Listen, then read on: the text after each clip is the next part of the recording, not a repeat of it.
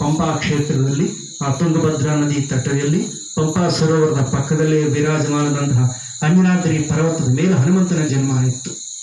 ಬಹಳಷ್ಟು ಜನಕ್ಕೆ ಗೊತ್ತಿಲ್ಲ ಅಂತಾನೆ ಹೇಳಬಾರ್ದು, ಕರ್ನಾಟಕದ ಎಲ್ಲರಿಗೂ ಗೊತ್ತು. ಆದರೆ ಆ ಅಂಜನಿ ಪರ್ವತ ಮತ್ತು ಪಂಪಾ ಕ್ಷೇತ್ರ ವೈಭವ, ಹನುಮಂತರ ವೈಭವ ಇದೆಲ್ಲ ಪ್ರಚಾರ ಆಗಬೇಕು ಎಂಬ ಉದ್ದೇಶದಿಂದ ರಾಮದೇವರ ಜನ್ಮಭೂಮಿಯಾದಂತಹ ಅಯೋಧ್ಯೆಯಲ್ಲಿ ಯಾವ ರೀತಿಯಾಗಿ ದೇವಸ್ಥಾನ ಆಗ್ತಾ ಇದೆಯೋ ರಾಮ ಜನ್ಮಭೂಮಿಯಲ್ಲಿ, ಅದೇ ರೀತಿಯಾಗಿ ಹನುಮ ಜನ್ಮಭೂಮಿಯಲ್ಲೂ ಸಹ ಒಂದು ದೇವಸ್ಥಾನ ಆಗಬೇಕು ಅಂತ ಹಿರಿಯರ ಒಂದು ಆಶೀರ್ವಾದದಿಂದ ಈ ಕಾರ್ಯಕ್ರಮ ಎಲ್ಲ ಶುರು ಆಗಿದ್ದಾರೆ. ಆಮೇಲೆ ನೋಡ್ತಾ ಇದ್ರು ಅದು ಅಂಜನಾದ್ರಿ ಬೆಟ್ಟ ವಿಶೇಷವಾಗಿ ಡಿಸೈನ್ ಮಾಡಿದಂತಹದ್ದು. ಎಲ್ಲರೂ ಅಂಜನಾದ್ರಿ ಬೆಟ್ಟವನ್ನು ನೋಡಿ ಯಾವ ರೀತಿಯಾಗಿದೆ ಎಂಬುದು ನೋಡಬಹುದು ಚೆನ್ನಾಗಿ. ಈ ಯಾತ್ರೆ ಸಂಪೂರ್ಣ ಭಾರತ ದೇಶ 12 ವರ್ಷಗಳ ನಡೆಯುತ್ತದೆ. ಆ 12 ವರ್ಷದ ಸಮಯದಲ್ಲಿ ಅಲ್ಲಿ ದೇವಸ್ಥಾನ ಸಂಪೂರ್ಣ ಆಗಬೇಕು ಅಂತ. ಅದಕ್ಕೆ ದೈವದಾದಿ ಆರಂಭ ಮಾಡುವುದಕ್ಕೆ ಮುಂಚೆ ಗುರುಗಳ ಅನುಗ್ರಹ, ನಮ್ಮ ಪರಂಪರೆದಿಂದಲೂ ಬಂದಿದ್ದಂತಹ ಒಂದು ಮಾರ್ಗ, ಶ್ರೇಷ್ಠ ಮಾರ್ಗ.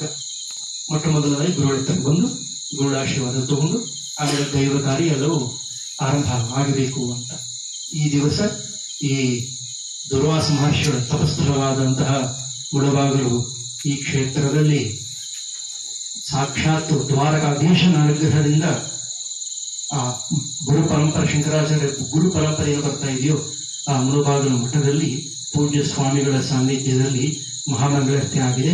ಇಲ್ಲಿಂದ ನಾಳೆ ಶೃಂಗೇರಿಗೆ ಹೋಗೋದುಂಟು. ಶೃಂಗೇರಿ ಗೋಳತ್ರ ಆಶೀರ್ವಾದ ತಗೊಂಡು ಅಲ್ಲಲ್ಲಿ ಉಡುಪಿಗೆ ಹೋಗಿ, ಅಲ್ಲಲ್ಲಿ ಅಯೋಧ್ಯಕ್ಕೆ ಹೋಗಿ, ಅಲ್ಲಿ ಅಯೋಧ್ಯದಿಂದ ದೀಪಾವಳಿ ಆಚರಣೆ ಮಾಡಿ ಅಲ್ಲಲ್ಲಿ ಪ್ರಸಾದ ತಗೊಂಡು ರಾಮದೇವರ ಅನುಗ್ರಹವೂ ಸಹ ಪಡೆದು ಆ ಅನುಗ್ರಹ ನಿಮ್ಮೆಲ್ಲರಿಗೂ ಸಿಗಬೇಕು ಎಂಬ ಉದ್ದೇಶದಿಂದ ಕೇವಲ ಕರ್ನಾಟಕದಲ್ಲಿ 1 ವರ್ಷ ಕಾಲ ರಥಯಾತ್ರೆ ನಡೆಯುತ್ತದೆ ಸುವ್ಯವಸ್ಥಿತವಾದಂತಹ.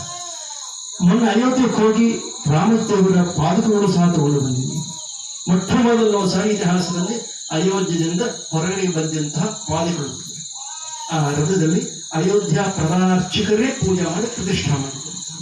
ಎಲ್ಲರಿಗೂ ಸುಲಭವಾಗಿ ಆಗಲಿ ಅಂತ ಆ ಭಗವಂತನ ಕೃಪೆಯಿಂದ ನಿಮ್ಮೆಲ್ಲರೂ ಸುಖ ಸಂತೋಷಗಳಿಂದ ಇರಬೇಕು. ಭವಿಷ್ಯತ್ ಚತುರಾನನಾದಂತಹ ಭವಿಷ್ಯತ್ ಬ್ರಹ್ಮ ಆದಂತಹ ಹನುಮಂತ ದೇವರು ಎಲ್ಲ ಲಲಾಟಗಳನ್ನು ಧರ್ಮಾರ್ಥ ಕಾಮ ಮೋಕ್ಷಗಳಿಂದ ಸುಖಗಳಿಂದ ನೀವೆಲ್ಲರೂ ಜೀವನವನ್ನು ಯಾಪನೆ ಮಾಡುವುದಕ್ಕೆ ಆ ಹನುಮಂತ ದೇವರ ಅನುಗ್ರಹ ನಿಮ್ಮೆಲ್ಲರಿಗೂ ಇರಬೇಕು ಅನ್ನುವಂತಹ ಪ್ರಾರ್ಥನೆಯನ್ನು ಸಹ ಭಗವಂತನ ಶ್ರೀಚರಣಗಳಲ್ಲಿ ಮಾಡುತ್ತಾ ಈ ಕಾರ್ಯಕ್ರಮಕ್ಕೆ ಪೂಜೆ ಸಲ್ಲಿಸಿದಂತಹ ಪೂಜ್ಯ ಶ್ರೀಗಳ ಚರಣಾರವಿಂದದಲ್ಲಿ ಶಿರಸಾಷ್ಟಾಂಗ ಪ್ರಣಾಮಗಳು ಮಾಡುತ್ತಾ ನಮ್ಮ 2 ಮಾತುಗಳನ್ನು ಮುಕ್ತಾಯಗೊಳಿಸ್ತಾರೆ.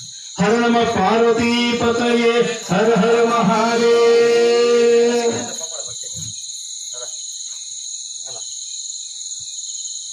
ಮಹಾಶಯರೇ, ನಮ್ಮ ಸ್ವಾಮಿಗಳು ನಮ್ಮ ಮಠಕ್ಕೆ ಬಹಳ ವರ್ಷದಿಂದ ನಡ್ಕೊಂಡು ಬಂದಿದ್ದಾರೆ.